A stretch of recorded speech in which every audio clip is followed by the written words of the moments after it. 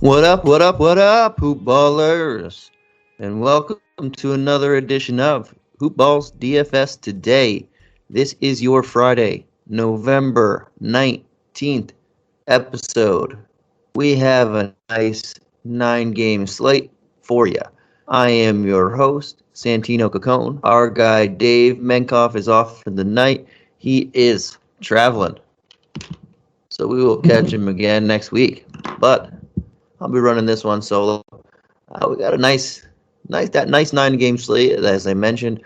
Quite a few teams on a back-to-back. We have 7 on the front end and 4 on the back end of a back-to-back. That's in total 13 of the 18 teams on one end of a back-to-back. So definitely need to keep an eye on the news as the day goes on. I only have it until I'm doing the podcast, so things can and probably will change by the time lineups are locking. So definitely keep an eye on that. Most of the teams are on one end of a back-to-back. Before I get into it, there are some changes coming to Hoop Ball. Keep an eye out. They should be coming this week or the onset of the next week. Big changes. I don't even know all of them myself, so I'm going to keep an eye on them also. But big changes are coming. Keep your eyes open, your ears peeled, and get excited. It's going to be a good one. I also want to give a shout out over to our friends at manscaped.com, the #1 men's below the waist grooming out there. Right in time for the holiday season. We only have about a month or so till Christmas. Easter's next week. Definitely give yourself a look, or go to manscaped.com and give yourself a look. It's well worth it. Check the Perfect Package 4.0 that includes all of the awesome stuff, the Lawnmower 4.0 and everything else that comes with it. It's honestly fantastic. I can't get enough of it. They use it all the time. And guess what? You can get 20% off and free shipping with the promo code HoopBall20. Again, that's 20% off and free shipping with the promo code HoopBall20. Only at manscaped.com. So give it a look and enjoy yourself. All right, friends, let's jump into this 9-game slate. We have 2 games tipping off at 7 p.m. Eastern Standard Time. We will start with the Indiana Pacers traveling to Charlotte to take on the Hornets. Both of these teams are on a back end, on the front ends of back-to-backs. I'm assuming right now everybody will play, but we'll see what happens for the night. But on the spread, we have a Hornets are 2-point home favorites and a 219 over-under, which is the second of the night. Not too many crazy spreads up there. Only one game higher, and it's only 1 point higher. That's the last game of the night that we'll get to. On the injury report, we have no, PJ Washington is the only one out for the Hornets. That's in the NBA right now. And the Pacers have TJ Warren as out and Chris Duarte as questionable. All right, let's start with the Pacers here. Sabonis has been pretty underwhelming. He's been hit or miss lately, which is weird for him. He's not getting consistently the amount of assists that he had a season ago. He was awesome a season ago in that department. He's almost at 4 on the year, but at 3.7, he was playing a lot better. He was scoring points, obviously scoring more points. His field percentage is still 57, over 57% from the year. His 3-point percentage dropped to under 30%, so he's struggling there. But he's under 9K in this one, and this is a really, really good matchup. The Hornets have been playing a little bit better. They're not giving up as many points as they were the first couple weeks. Now they are only the second highest points scored against team-wise on the NBA. The Memphis Grizzlies are now averaging more points against than the Hornets. So they're playing a little bit better. They're moving on up. They were way on the bottom there. They were the last about 4 or 5 points per game. So slight improvements there. You can still look at Sabonis. He's not going to cost you an arm and a leg, and the matchup is really good here. And likewise with LeVert and Turner, Brogdon makes a lot of sense. I would just rather pay the $600 more and jump to Sabonis. I just think the upside is there. So, Brogdon's floor has been a lot safer, but Sabonis it's due time for him to turn it around. So I would rather pay 600 there and take the big discount and get LeVert. We know what he can do if he's healthy. Again, this is the first night of back-to-back, so they could rest some of these guys this night and then decide to play them tomorrow. But we'll see that when we do. Another guy who's not playing as great as he could be, not getting the rebounds, not getting the assists that we've been accustomed to when LeVert plays. He's been able to average a decent chunk in both those areas, but just not been able to do it here. Miles Turner, we can take a look at as well. This is a very good matchup for him. Not going to go too small against them, especially with Sabonis and Turner there, so Plumlee's going to play a lot. But I would prefer LeVert for the couple $100 extra.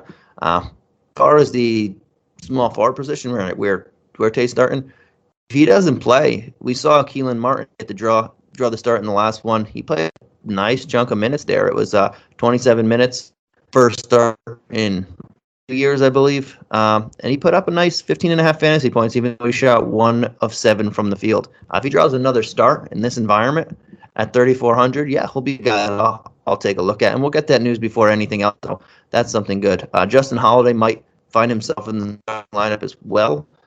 He played 1 minutes in the last one. He would be another option, but I'm hoping Martin does, because that guy he racks up some defensive stats, and if he hits even 3 of 8 shots, you're seeing about 20 points plus there, and that's very good value that we need on a slate like this.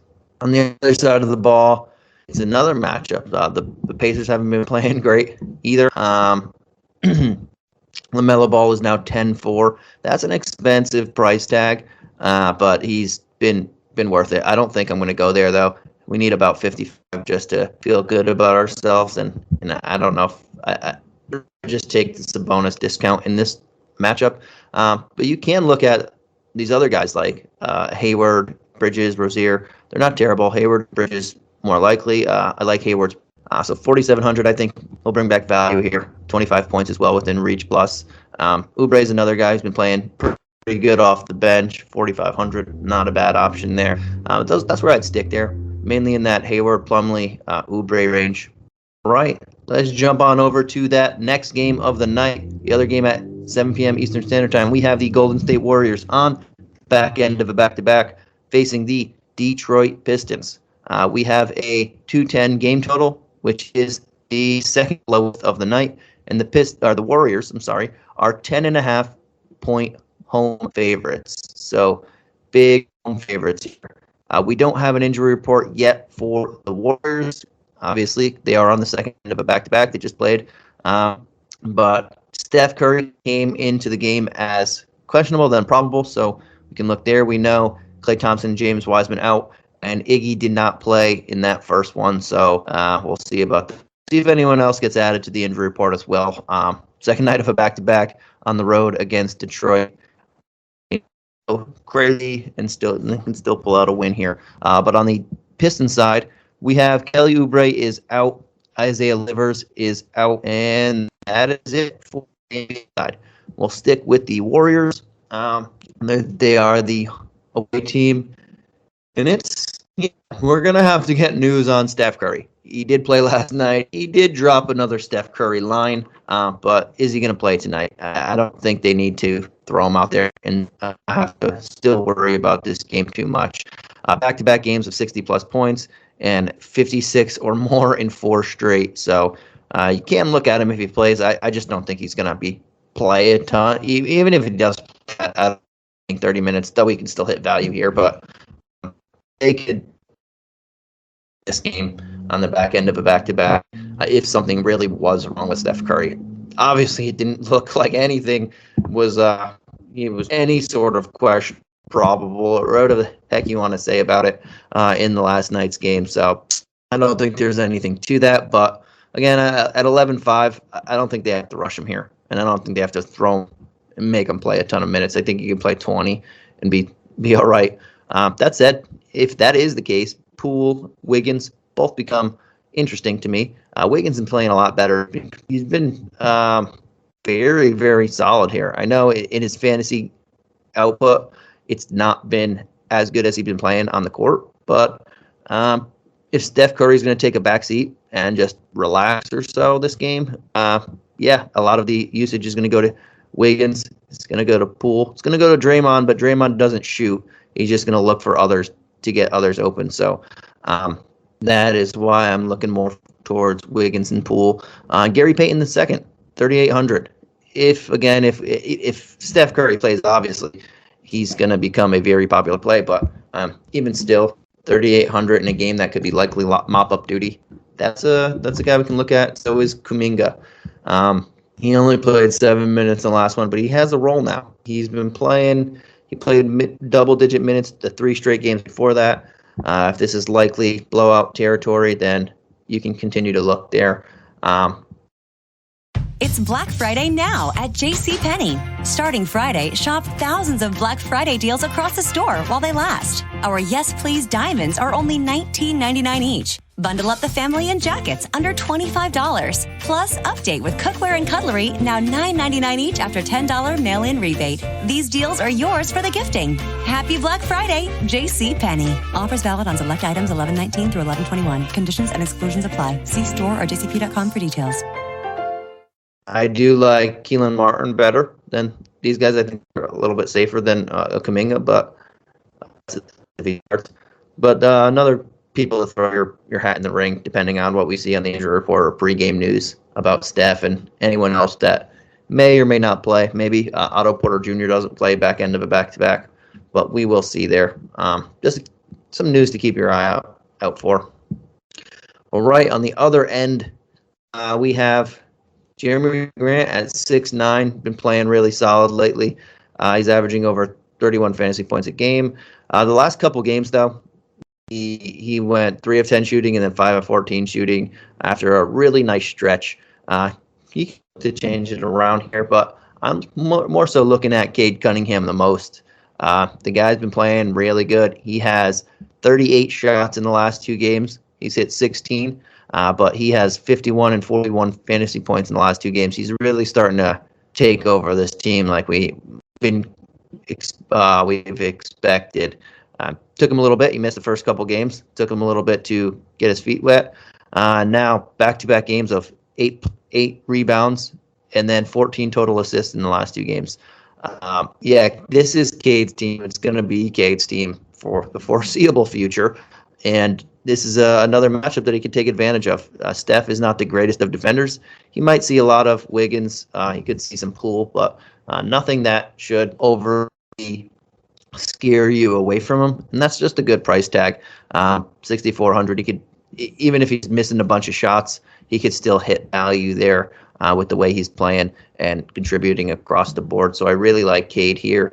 That's probably the most I'll go to, but you can always take a look at, depending on who's in, who's out for the Warriors. Isaiah Stewart at 5K it's a solid price tag. At 6'1" is not bad. I'd just rather have Cunningham, but Isaiah Stewart would be the other guy that I'm giving a nice look at 5K.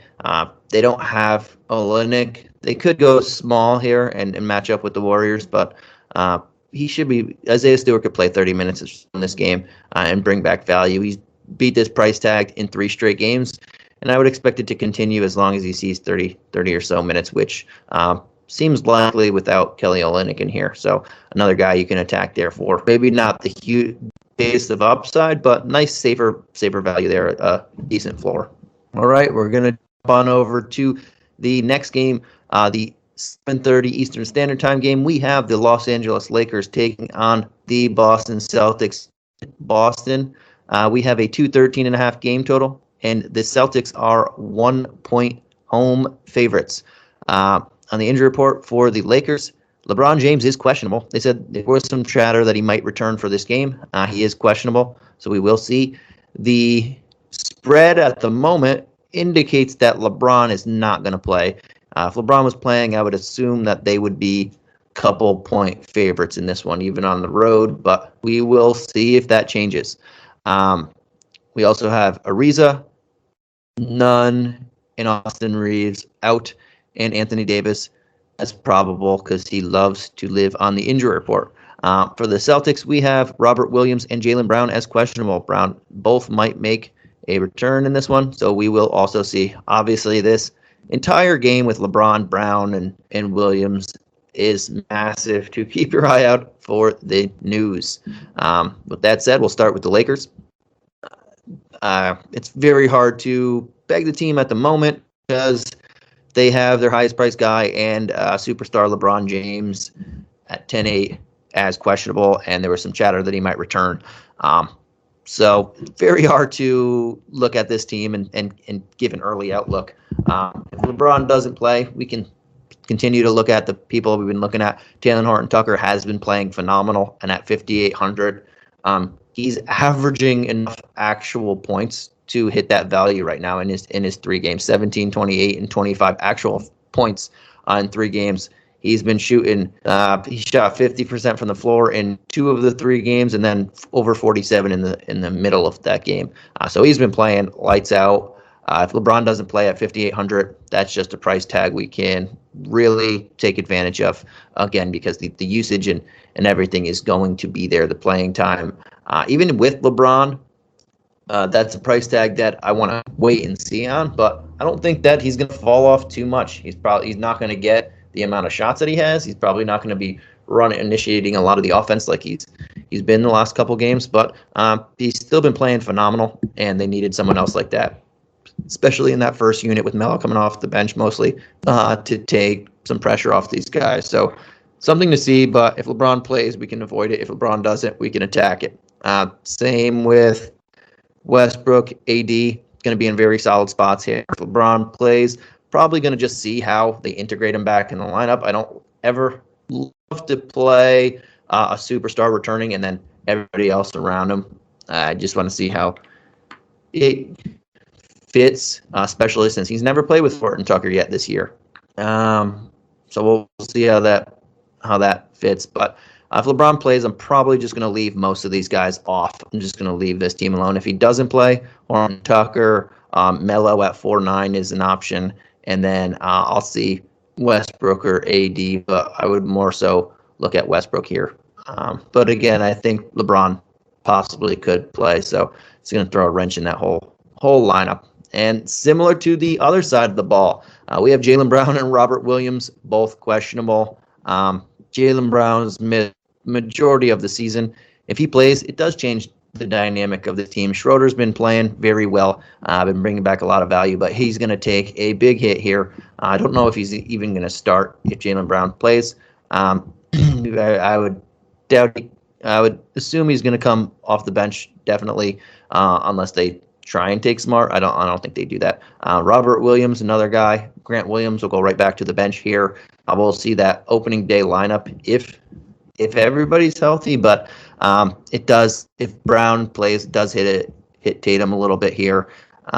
Who's in a decent spot, but it'll hit him. AD will be on him for the majority, and you don't really have to. You'll know the usage, the playmaking. A lot of that's going to come down, even though Tatum hasn't been playing great to begin with. It'll take a little bit of Al Horford's luster. I mentioned Schroeder's luster. Smart. Grant Williams will get hit by Robert Williams. So we definitely have to see what exactly happens here. If both those guys don't play, or if just Brown doesn't play, then yeah, we can look at Schroeder as the revenge game, especially in that narrative at 6,600. I don't love the price tag, but he's going to want to show out in this one, and we know it. And there's going to be a lot of extra minutes, a lot of extra usage, and playmaking to go around if Jaylen Brown doesn't play. If no Robert Williams, Al Horford should start at center. Decent option. Grant Williams becomes a very solid punt play. He's been playing really well at 3,300. We can definitely take a look at him. But I want to see if those guys play first. If those guys do play, both Robert or Brown or one or the other, then the guys that will get affected, I'm just going to leave them alone in this one and mostly leave this game alone. It's going to be a nice game to watch, but I don't know how much fantasy love I'll have on it But again, it's a lot to do with who's out for these big names on this one. All right. I'll jump on over to the next game, the other game at 7:30 Eastern Standard Time. We have the Orlando Magic traveling to Brooklyn to take on the Nets. We have a 209 game total, which is the lowest of the night. And then we have the Nets as 12.5-point home favorites. We have Nick Claxton, Joe Harris, Paul Millsap, Kyrie Irving, all out. And the Magic have Carter Williams, Markelle Fultz, Jonathan Isaac, Etuan Moore as out, and Jalen Suggs as questionable. Start with the Magic. They are the away team. Man, Cole Anthony has been something else this year, hasn't he? The one game he really, really struggled at this year was against Brooklyn about 9 days ago. He shot just 4 of 12 from the field and put up 26.5 fantasy points. In his other 5 games in between that stretch, 3 after, 2 before, he has been averaging, or he's scored no less than 40 points, fantasy points. So he had value in every other single game except this one. And that gives me a little cause. I mean, this guy's been playing foul. That does give me a little pause for concern, especially if this game does get out of hand. Maybe they don't want to just run him out there. They can just throw Hampton or Ross or anyone out there. If Suggs plays, will play a little bit extra. So that's something to keep an eye on. I probably won't have a ton of exposure to him, but it's something that I have in the back of my mind to change my mind there. Probably won't have a ton of exposure to this Magic side. They have been playing a lot better than anyone expected. Been competitive for the most part. They've been winning some games for the and Cole Anthony, Carter Jr., Bamba. These guys have been playing. Franz Wagner, all been playing really well. So kudos to them. But I'll probably take more chances on the lower priced guys here. Possibly a Franz Wagner at 4,300. He has 2 back-to-back games of 28 plus fantasy points. Not a terrible matchup. He'll get some run even in a blowout. Jalen Suggs, if he does play, 3,800.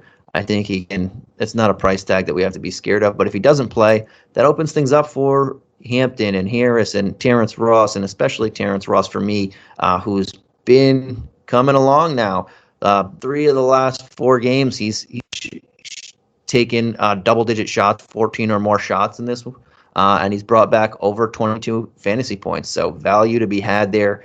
This is a game that they're going to need offense from him, especially if Jalen Suggs doesn't play. There's more minutes for him available, and we know he's never shy of taking those shots and gobbling up usage when he plays. So Jalen Suggs is out. Terence Ross is another guy in that very cheap range, only 3,400, that I will take some shots on. That's pretty much it for the Orlando side of the ball. On the Brooklyn side of the ball, I mean, they are 12.5-point home favorites, so proceed with caution. That said, James Harden, Kevin Durant are in prime spots to bring back 50-plus fantasy points and hit their value here or exceed it. But how do you trust it? You can't trust it in a cash game. I'm not going to pay that price tag in a cash game in the event that it does get to be a blowout and we don't see as much of our super high price guy that we want to. Similar to Steph Curry, but Steph Curry was also, quote, dealing with an injury, so it's a little bit different there as well. That said, Marcus Aldridge should play in this game at 4,900. He missed that Warriors game fully, but he should play in this one. 4,900. They're going against 2 big guys. The Magic play big. So yeah, I like him here. I think he should see 25 or so minutes, and he's been proven that is all he needs to hit value here. Bruce Brown's going to get a ton of minutes. Joe Harris is out again. Patty Mills, Blake Griffin. Those are just cheap options, 42, 41, and 38 for those guys that I will attack as well.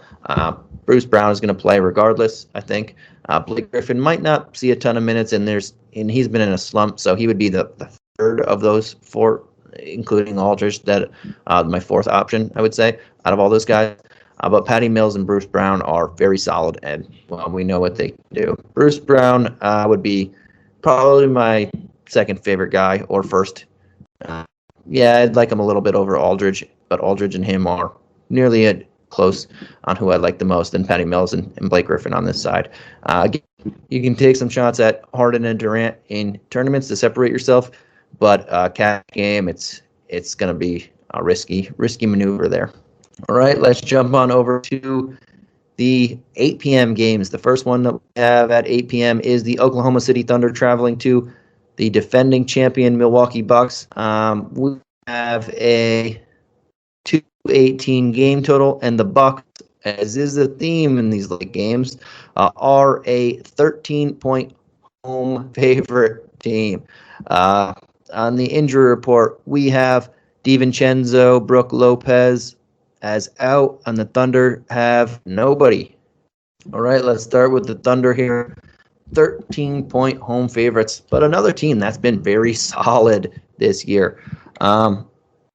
Very, very solid. Oh, and I forgot to mention that I'm sorry about that. I forgot to mention the Boston Celtics are another team that are on the front end of back-to-back. And I mentioned that because both of these teams are on front ends of back-to-backs. So we'll see. It's going to be more affected by tomorrow's games, but it could be a change in someone's status. Like we saw Giannis a couple games ago went from probable to out all of a sudden. But just to keep an eye on it for you guys, something else to monitor. So yeah, let's jump on over to the Thunder side of the ball. And yes, as I was saying, they have been playing much better than anyone expected. They have been winning a lot of games. Coach D will not be here tonight. He is with his family for the birth of his child. But this team is currently the 10 seed. They are in the playoffs, the play-in game right now as we speak. So good for them at 6-8. Did not any expected that. That said, I love a ton in this matchup. James Robinson Earl at 3,400. If he does draw another start, he's been starting a lot. And another guy, he's been playing mid-20 minutes, but brought back 26 and 28 fantasy points the last 2 games. So another guy in that cheap range that we can throw our hats in the ring for and get some of these more expensive guys.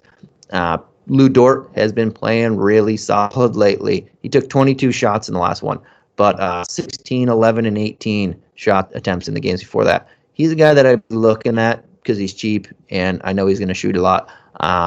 The Bucks the last couple of years have been giving up a lot of three-pointers, and teams have been attempting a lot of three-pointers against them, so that's something to keep an eye on.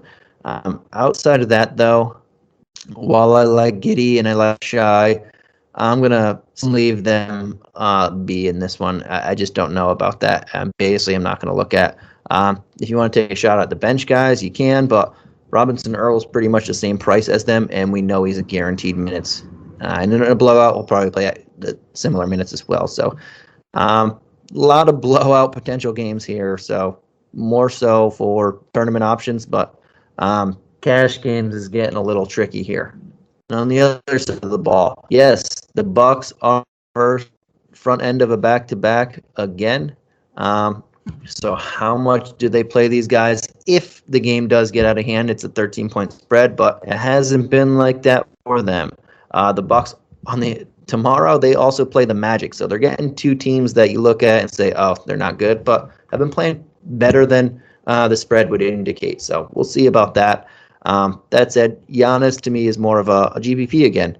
12-3.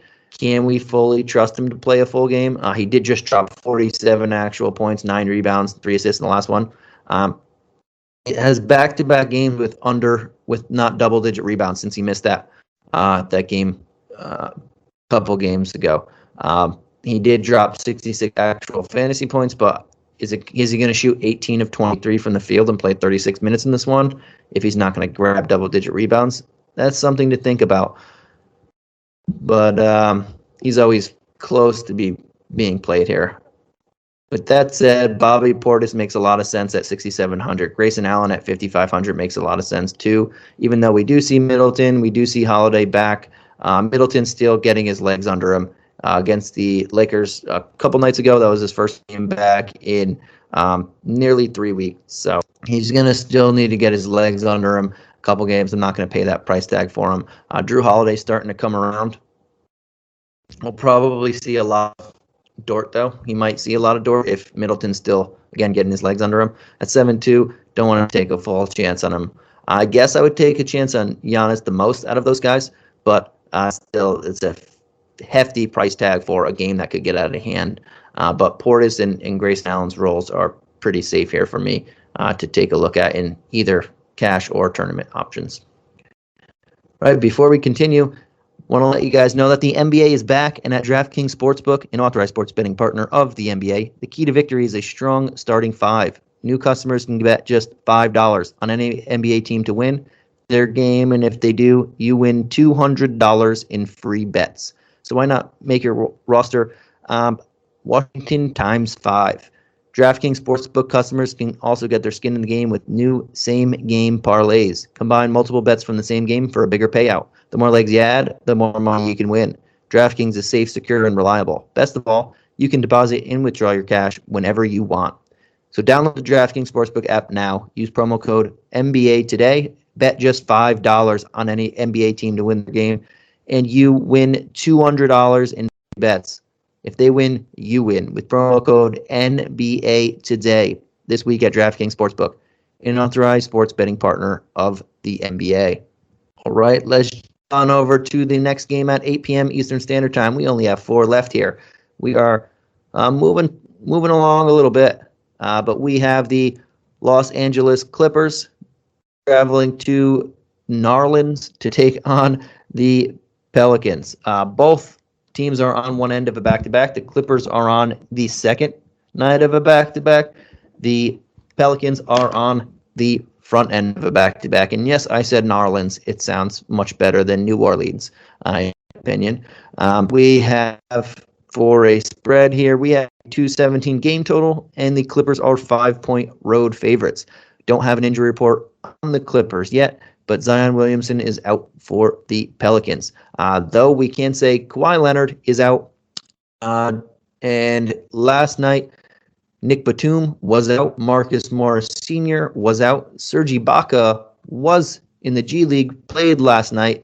They said he will be back soon, so he might be up for this one. But Justice Winslow is also out, and Preston and Keon Johnson were in the G League as well. So something to keep a note on. And again, back end of a back-to-back.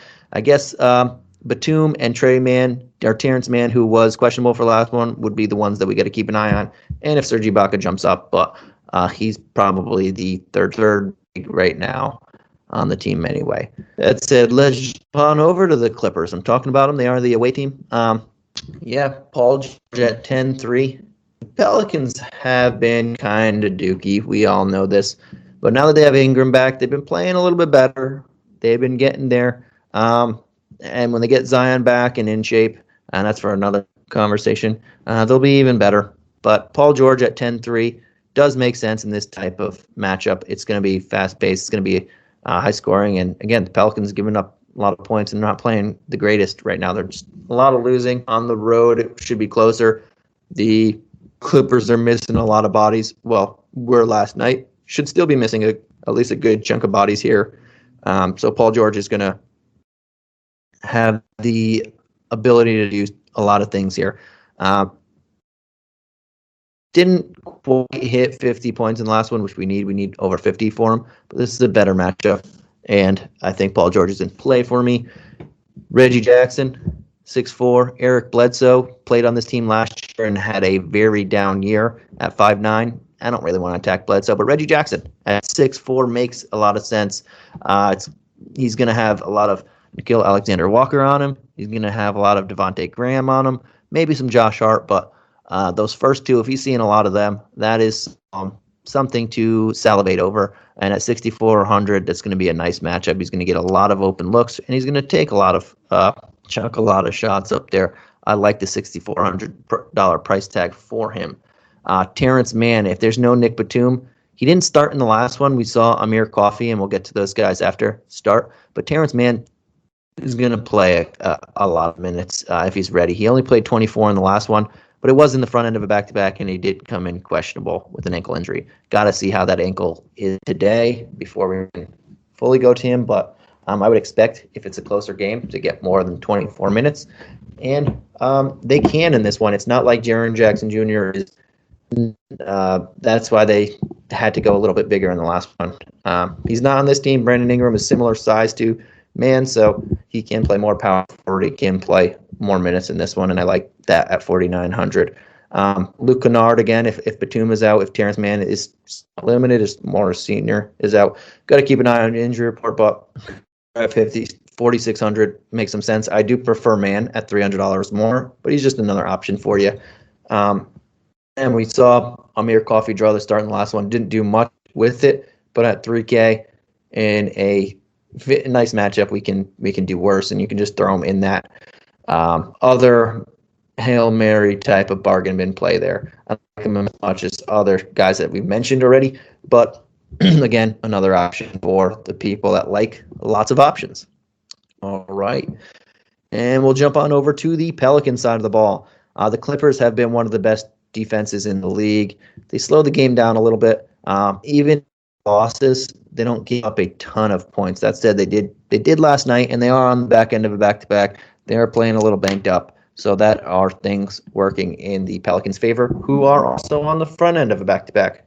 That said, Brandon Ingram, 8,200, teetering on the line of like or hate. He played 37 minutes. I shouldn't say 37 minutes in the last one.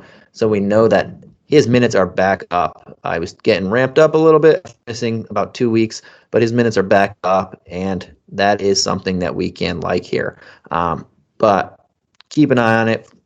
We'll see exactly if he's going to be limited a little bit because, again, front end of a back-to-back. If he's going to play in both of those games, they might not play him that 37 minutes in both games. They might go 30 or something like that. So definitely something I want to keep an eye on and see if I hear anything of that. Or maybe he just plays fully this game, misses the next game. That's another option as well. But a guy that I think has been playing phenomenal lately is Josh Hart at 5,400. I wish he was still in the under 5, but he hasn't been in a little bit.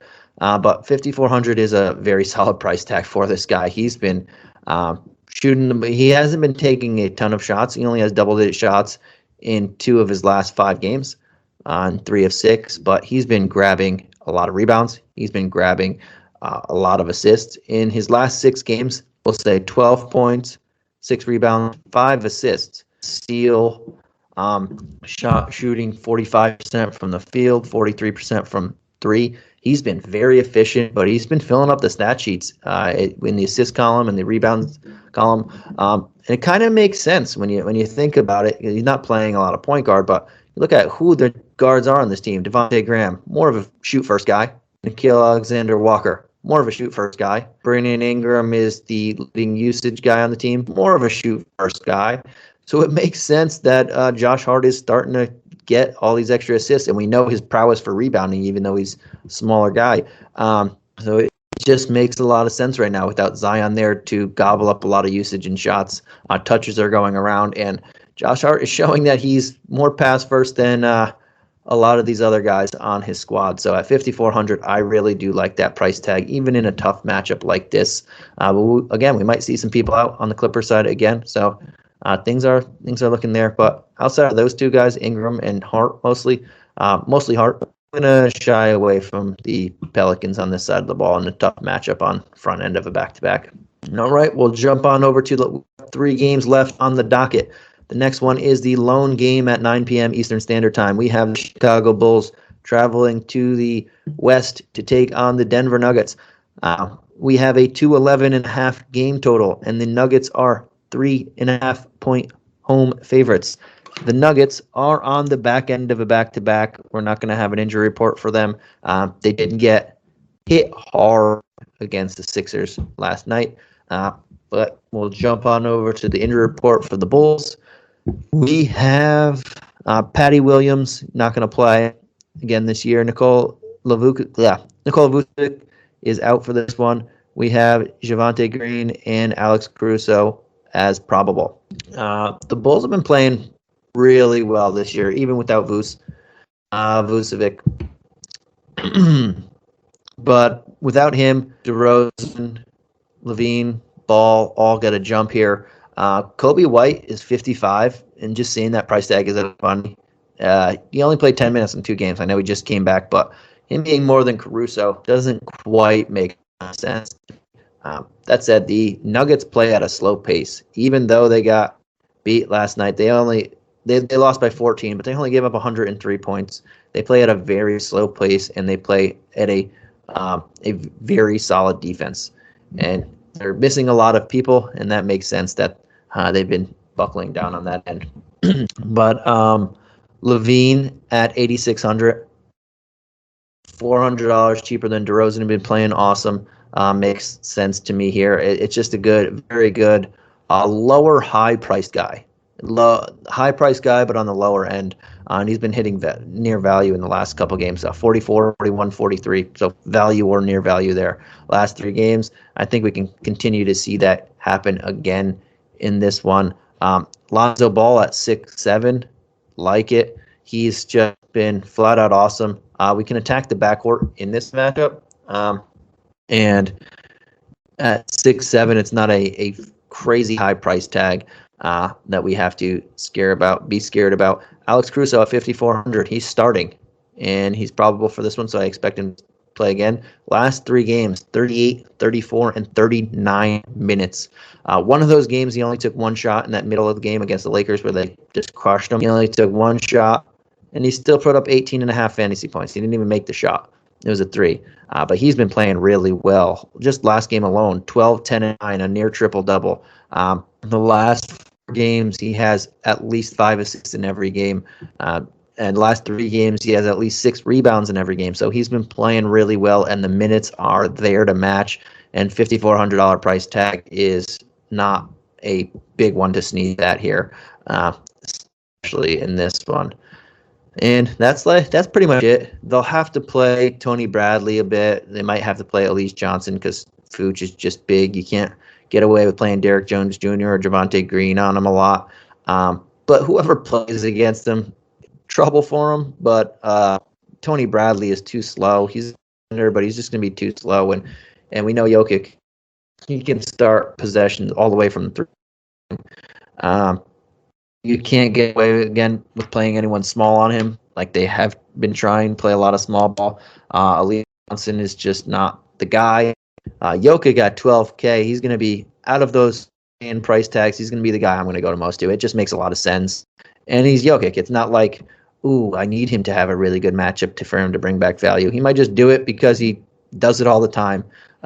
In the last 5 games, he has 3 games of 66 plus fantasy points. The low in that 5-game stretch is just under 53. So the guy's just been on fire, and yes, I think he makes the most sense as these, and probably a lot of people are going to be thinking the same way.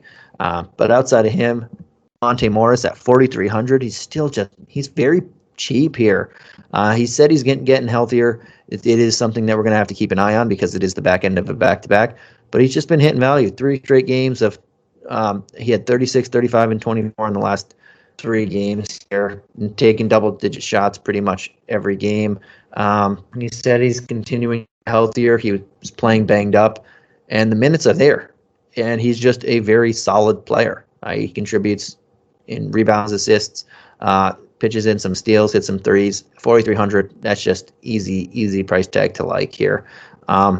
Aaron has been playing rock solid, but I would just prefer the $1,000 Monte Morris discount. Don't hate going to Will Barton, but I don't know if he's going to get a full complement of minutes either. He was playing injured. I just came back from a near week-long layoff. Played, and he played 34 minutes last night, so we'll have to see about that. Though if he does play and he's going to be ramped up, I think that's a solid price tag, $6,800. Though I would just, again, I'd put him in my player pool, but I'd rather pay up for Jokic or pay down for Morris on those 2 other favorites on this team.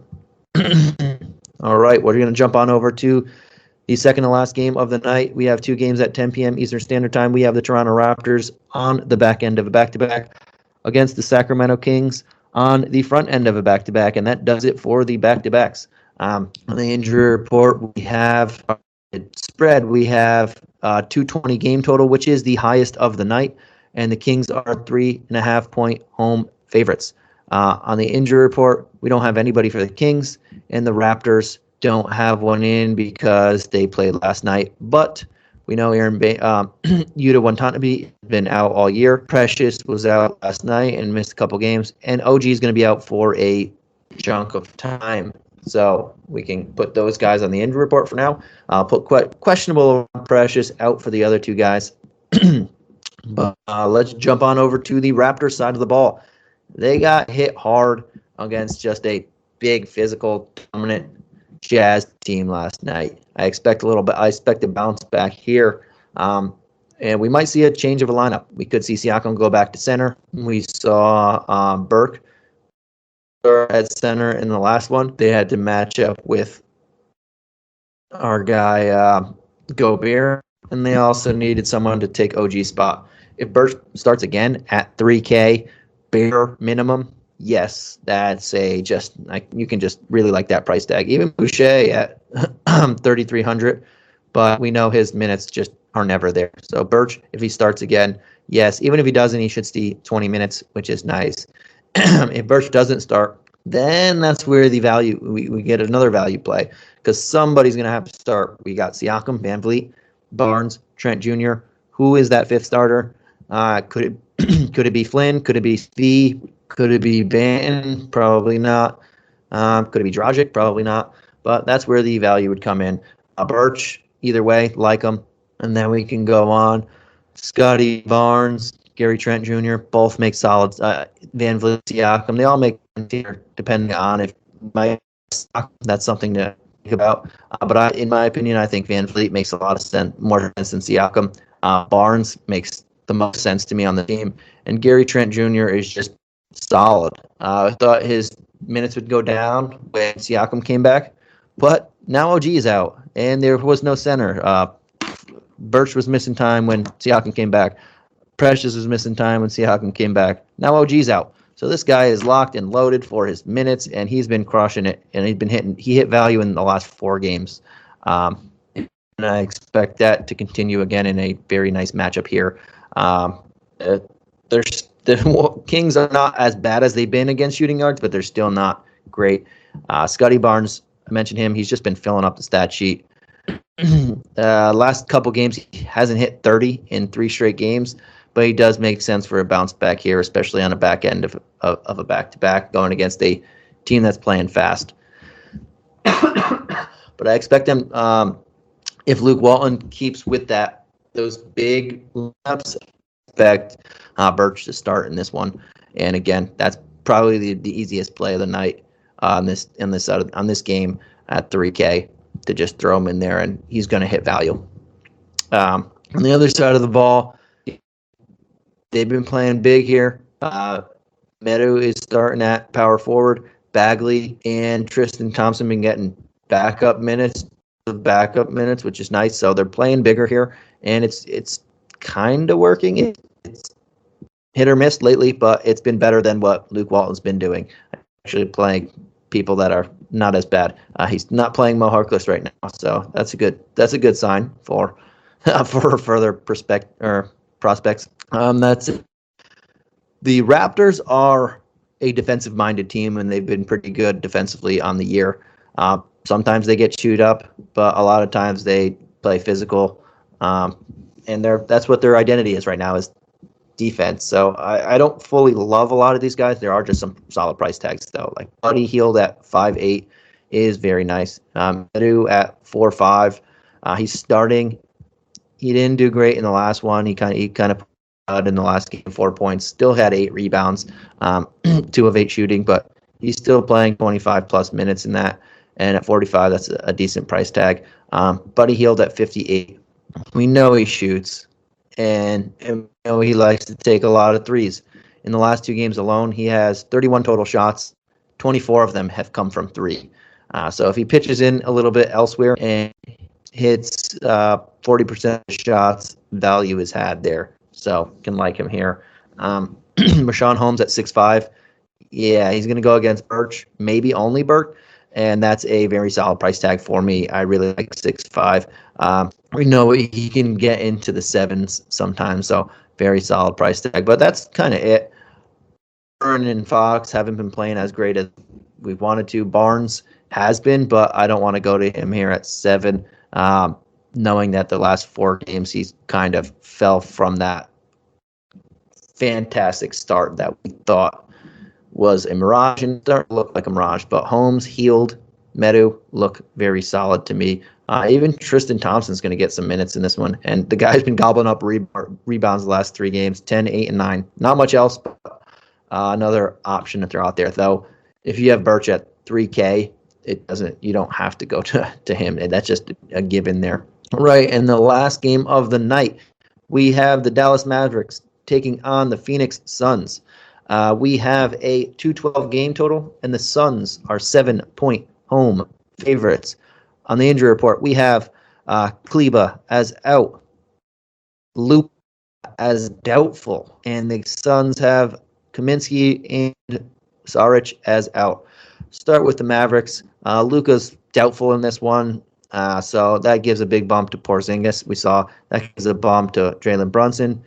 Hardaway, it gives a bump to everybody. Without Luka, there is usage abound, plenty to go around. But those first 2 guys, Porzingis, Brunson, those are the guys I'm targeting the most. If you want somewhat cheaper value, Hardaway Jr. Even without Luka, I don't want to fully attack all these guys.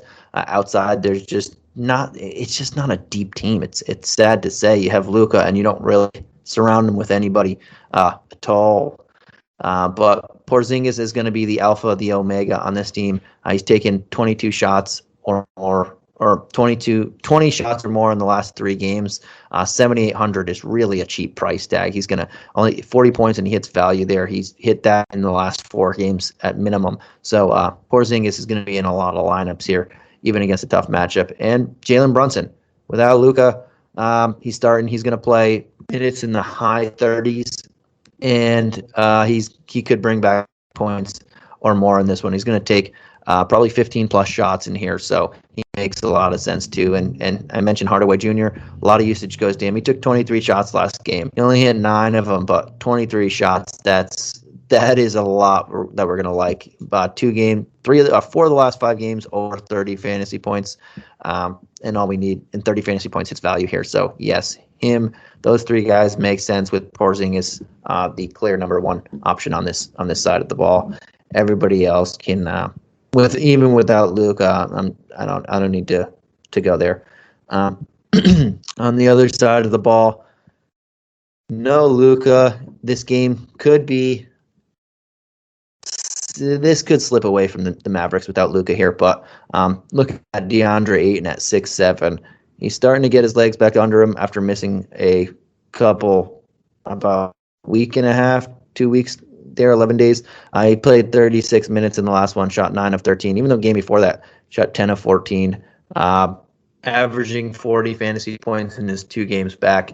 And that's value and a half there. So, and even in this matchup, Dwight Powell, there's just really no center on this team that's good. Kleba's probably their best option, but he's not healthy. Maybe they'll play Porzingis, and that just only helps Ayton if Porzingis plays a lot more center. But Ayton at 6,700 makes a ton of sense here. Booker makes a lot of sense too at 87. But I was looking at the first game of the night, and Sabonis only 200 more. I'd rather go there. I think Ayton is my favorite play on this team. Mikal Bridges makes some sense too at 4,600. Going to be some opportunity for him to play. We know he plays. He's one of the best. His coach says he's one of the best defenders in the league, and he has been. And this is a game I think he can top 30 points in and bring back sneaky value here. But to me, Ayton is a smash on this side of the ball, and everyone else would be secondary. That does it for this edition of DFS today. Thank you guys for tuning in. And I'll throw in my favorite tiered plays before we head on out of here. If we're going Super Saiyan, I think I already mentioned it. I'll do 4 tiers because there are quite a few high price guys here. Super Saiyan, Jokic makes the most sense to me.